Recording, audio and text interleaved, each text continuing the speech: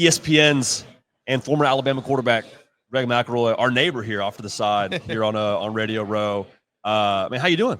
Good, man. I just want to say I appreciate what you guys do. I listen to you guys. Y'all are in the rotation.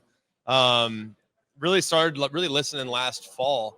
I really like some of your preview stuff, the way you see it, man. So you guys do a really good job. I appreciate I'm glad to be joining you guys. I appreciate that. It means a lot coming from a football guy like yourself, man. But I just between you, Pate, we have our show, and then I listen to Cover 3. I like to get those guys who are off the wall sometimes. So that's kind of like my regular rotation. So you got a listener here, man. Appreciate it. I appreciate it. That's a solid depth chart too. Like you got depth to go for the entire. I try to get four workouts in a week. Like, so I listen to 4 podcasts. You know, are you? That's cool. Okay, so that makes me ask the question: yeah. Are you hitting like? Is the hard count like your arm day, or are you like, hey, I'm lifting legs? I'm just total body all the time at this point. You know what I mean? Like just I do legs a lot. People are like, why? I'm like, dude, I still play golf. Like I'm active, and I don't want to be that top heavy guy. You know what I mean? That's a good call. You know what I mean? That's like the top heavy guy is brutal. Like you don't want like tiny skinny calves and ankles and like no thighs and be like yoked up top. So I've just have like always been very scared of maybe getting to that point. So I try to balance it out pretty good. It's just a bad look, and also like the assumptions people can make about 100%. You, and that's how you roll. And it's like I don't know, I don't want to deal with all that for sure. Man, let's start here. I just want to go total ISO, give you the rock, let you just cook on this one. You mentioned the possibility of Saban coming back, and people ran with it and said he's coming back. He's this, he's that, and so like this is insane. I was stoked because I was like, oh, we got Greg on the show tomorrow. Like I'm gonna just let him say what he wants to say. So yeah. Just I want you to say whatever you want to say about that and have it just out for the people to hear. You know, first of all, I don't think he's coming back, so we'll start with that. Right. Like, I don't see that as a likely possibility at all. I think he's fully content doing what he's doing. He gets a taste of football 3 hours a week on game day. I think he's still in the game, but he's very involved with Nick's Kids Foundation, which he cares greatly about. He loves playing golf. So I don't think he's coming back. We'll start with that. There are people, though, that think that if the right situation came about, you know, I mean, hypothetically speaking, Andy Reid retires and they want Nick Saban for the Kansas City Chiefs. Like, how do you not take that call? You know, it's a good deal. Pat Mahomes, your quarterback. I'd listen to that. It's a furnished apartment. So, like, that's basically what they said. They're like, you know what? Hey, don't rule it out, I guess is kind of how they phrased it. And people I trust and people I respect. And I'm like, I don't really buy it. I got to be honest with you. I don't really buy it. But you know who I'll ask? I'll ask Feinbaum.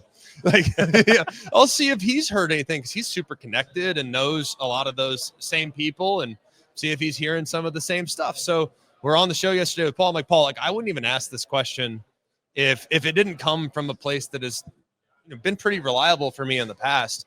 But they're kind of telling me don't rule out the possibility of Coach getting back on the sideline. Like, have you heard anything like that? And all it is like people in the know, tell Greg McElroy Saban's open to returning to the sideline. Like, no, I didn't say that. I'm not trying to get up. I saw people like writing articles like most likely landing spots for Coach. It's like, what are we doing? Best fit for Nick Saban. It was literally like a throwaway like line, and none of us thought it was going to take off the way it was. It was simply just getting Paul's reaction to it because he's so well informed, and he immediately shut it down. And I kind of felt the same way. So I'm glad that we were in lockstep because what I had heard weeks before, it was a little different than that. So it didn't intend for it to take off the way it did, but that's just the way we are in the media now, and people freak out and react before they even hear the context of what the conversation was actually like. Plus social media, and also it being media days, where everyone's already like kind of on tilt a little bit. I guess it's kind of slow, and there hasn't been like a ton of news being made. I don't feel like a lot less news than I anticipated coming into it. Yeah, still early though. We could yeah. I thought the commissioner would maybe go a little harder on where he sees the 8-game versus 9-game or the 5+11 versus the automatic qualify. I thought he'd go a little harder on some of those things. I think he did the right thing by maybe not totally revealing his hand because he's operating from such a position of strength. But we didn't get as much out of that press conference as far as like, this is where the sport is going, as I feel like I thought we were going to get more of that. So I thought we were going to get a little more clarity, a little bit more transparency with where this thing could head here in the next 6 to 12 months. So, but it's always fun, and media days is great. And it's always great to get everybody together. And you always, have a couple of chaotic moments, and just so happened to have my name attached to one of them yesterday. Charge of the game, right? Totally unintentional. It's like unbelievable. Talking to a mic long enough, something gets said. Yeah, right. Before we let you go, man, we'll get your take here. Where is the Alabama quarterback battle? I put battle in air quotes because it feels very Ty Simpson-ish. Yeah. How locked up is that? Where do you see that whole thing sitting right now? I don't think it's locked up at all. I think that Ty Simpson has the lead. Really comfortable saying that. I think the coaching staff has acknowledged that.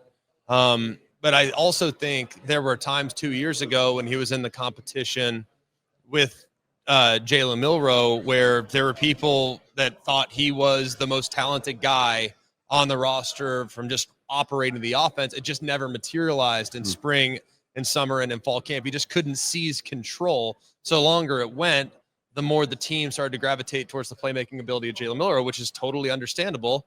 But now with the kind of a second chance at it, I think he's got a different perspective and he's now waited his turn. I think he understands what needs to be done to secure the job.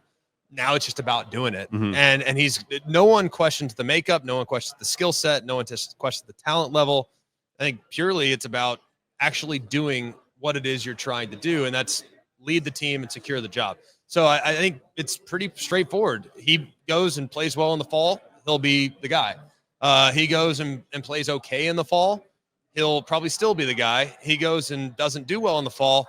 Now it's wide open. So that's kind of what I anticipate, but I wouldn't be surprised if they try to mix the other guys in real world situations to kind of see where they might be with the lights being bright and the teams coming after him. There you have it. A man who does not believe Nick Saban is unretiring. One of the most well-proportioned men in college football. Greg McElroy, appreciate you, bro. Thanks, JD. Appreciate it, buddy.